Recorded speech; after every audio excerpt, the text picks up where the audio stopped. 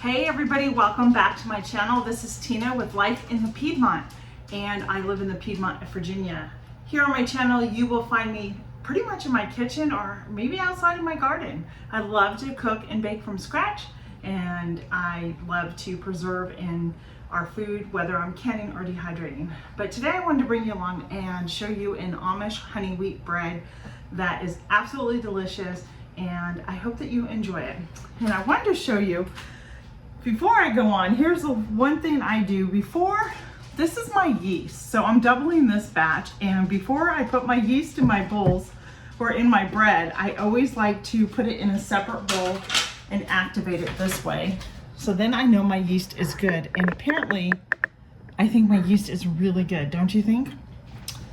So the first thing that I am going to do is, I've already combined my yeast together, so we're gonna just drop everything, hopefully, inside the mixer. I'm gonna get my scraper out.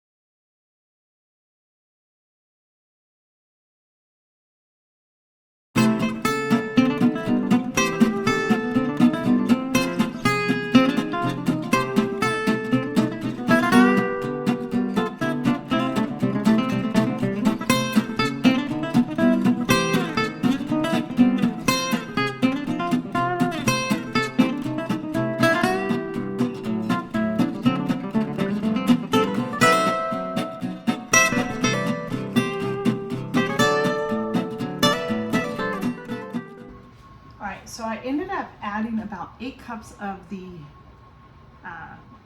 unbleached all-purpose flour to this. I need to continue kneading it and letting it go, and I will show you how I test my dough to make sure that there's enough flour in there and I don't over knead, or I should say I don't over add any type of flour to this. And I will also show you the other breads that I am making for today. So let me get this turned back on.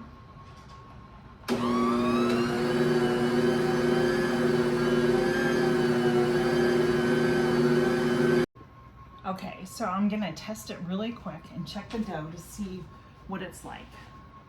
See how I can stretch it, but it's still sticky? to my hand. So that's either one or two things. It's not been kneaded enough or it needs some more flour. So this is where I come in and I put just a little bit of flour in here, and I don't put it all in. I just sprinkle it on top. And we're gonna let the machine knead that in. It's not a lot. It was less than a quarter of a cup that was in there. So.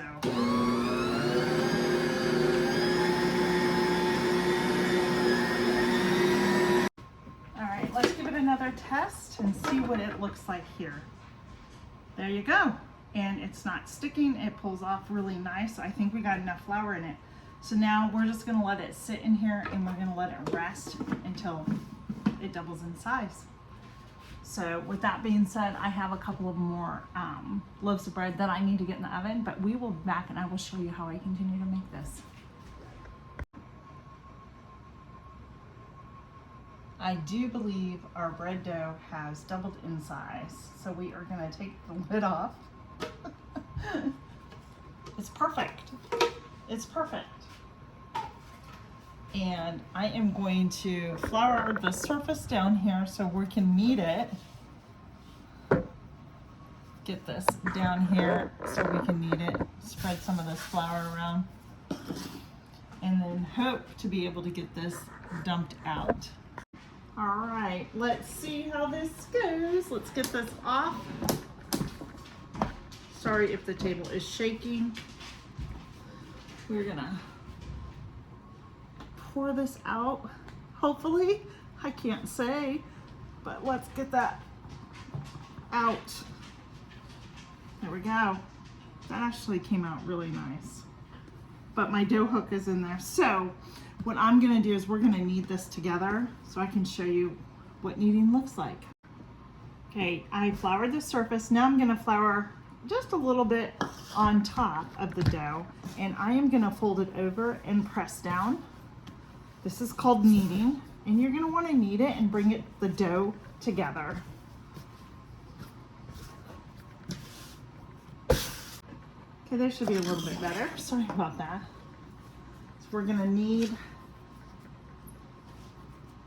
and knead, and knead, and just each scale, I get my scale out and I weigh it how many pounds it is. So we're gonna turn on our scale. We're gonna change it to pounds, and we're gonna divide our dough in half. You can use a sharp knife to do this. I just happen to have my cutter here.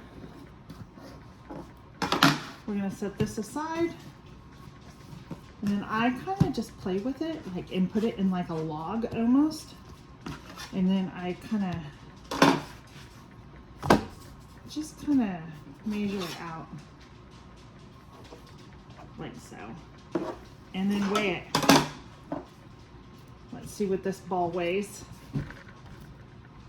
So this is 1 pound, a little over 1 pound, 1.17 pounds. They don't have to be the exact, but close. So this is just 1.1, so I can take some from here, put on there. That's kind of what I do and how to make them even. Okay, I have all my bread separated. They're about 1 pound, maybe a little over each. That's a nice loaf. I'm starting my bread pans right now. You want to make sure you do that so your bread does not stick. And then we are going to shape these breads into loaves. And I wanted to show you how we do that. So I'm going to start with this one first. And basically what I do is I literally just spread it out as far as I can, lengthwise and width. And then everybody has their own way of doing this. So whatever you find that works. So that's good. And then I just kind of like roll it like this, like a cinnamon roll type of thing. And then what I do is I pull the ends and stretch it over and then pinch it. I pull the ends and stretch it over and pinch it, and then I pinch all of this together like this, so you can see what I'm doing. So this part I just pinch together. Then I flip it around and I give one more nice like form, kind of pushing it down so it looks, and we're gonna put it in our pan. And we're gonna let these rise again until they double in size, and then we're gonna bake them at 350 for about 30 to 35 minutes. 2 loaves are done. And I forgot to do one very important step, and when I put these in here, I like to poke the holes down and then it will start to rise. Well, I forgot to do that with these and poke the hole down, and then they kind of deflated a little. But they're still edible. I'm not worried about it. So now it's just time to, we're gonna flip them out, hopefully. Perfect. On our pan. See? They're still good. And I like to come in with a stick of butter that I use for my breads. And then we just rub the butter on top of the bread, like so. And it just gives it a nice shine and some extra flavor.